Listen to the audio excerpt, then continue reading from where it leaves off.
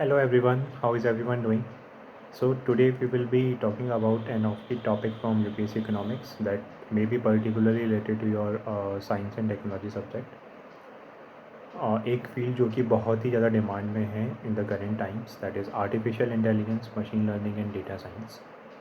So since few of my projects have been into artificial intelligence, machine learning and data science in my corporate life, so इसको एक lemon terms में समझते हैं. What is artificial intelligence और what is machine learning और what is data science. See, data science क्या है? एक साइंस है डेटा का, जहाँ पे डेटा पैटर्न्स को स्टडी करके हम कुछ कुछ प्रिडिक्शंस करते हैं कि फ्यूचर में अगर ऐसा सिनेरियो है तो ये रिज़ल्ट आएगा. ठीक है.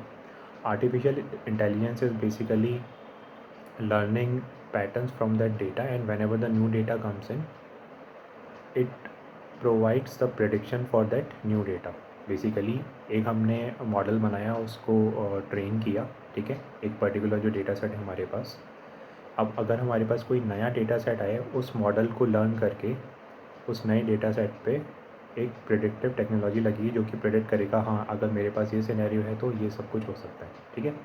So it's basically about prediction or new data without any occurrence happening on that data.